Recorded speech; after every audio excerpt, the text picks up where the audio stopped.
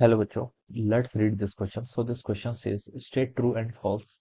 Fast moving object have more inertia than the slow moving object. Fast moving object के पास क्या होता है, ज्यादा inertia होता है than slow moving object. Okay, तो देखिए बच्चों, इस क्वेश्चन का की कॉन्सेप्ट आप क्या लिख सकते हैं. देखिए ये क्वेश्चन आपका ट्रू एंड फॉल्स क्वेश्चन है, ठीक है.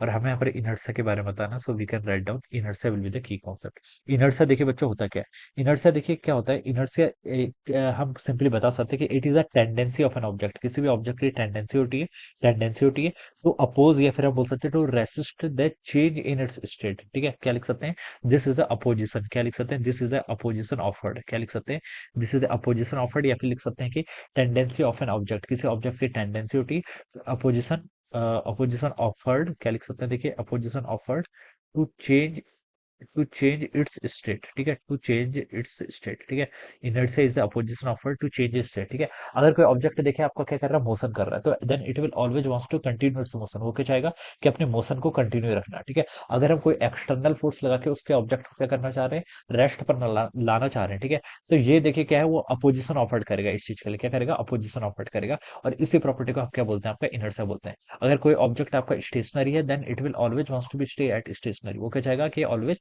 स्टेशनरी ही रहना चाहेगा. क्यों, बिकॉज इट हैज इनर्शिया. ठीक है, और देखिए जो बच्चों आपको इनर्शिया होता है, inertia is directly proportional to mass. ठीक है, किसके डायरेक्टली प्रोपोर्शनल होता है, मास. किसी ऑब्जेक्ट का जितना ज्यादा मास होगा, वो क्या करेगा, उतना ज्यादा इनर्शिया क्या करेगा, आपका ऑफर्ड करेगा. ठीक है, ऐसे बता सकते हैं. तो जो आपका इनर्शिया होता है, it is सोलेली depends upon the mass. ये सिर्फ आपका किस पर डिपेंड करता है, मास पर ही क्या करता है, आपका डिपेंड करता है. It does not depend upon any other factors. ठीक है, अब यहाँ पर बोल रखा है कि फास्ट मूविंग ऑब्जेक्ट है more inertia than the slow moving object. तो बच्चों ये स्टेटमेंट आपका रॉन्ग हो जाएगा. ठीक है, दिस स्टेटमेंट इज फॉल्स. क्यों, क्योंकि देखिए जो आपका इनर्शिया होता है, it already depends upon the mass. ये किस पर डिपेंड करता है आपका, it already depends upon the mass. ये किसी अदर फैक्टर पर क्या करता है, डिपेंड नहीं करता है. It does not depend upon the speed of an object. की स्पीड पर क्या करता है, डिपेंड नहीं करता है. तो इसलिए हम बता सकते हैं कि जो आपका फास्ट मूविंग ऑब्जेक्ट है और स्लो मूविंग ऑब्जेक्ट है, अगर उन दोनों का मासेस इक्वल है, तो दोनों क्या करेंगे, आपका सेम इनर्शिया क्या करेंगे, आपका फेल्ड करेंगे. ठीक है, so this statement is false and this would be the answer of this question.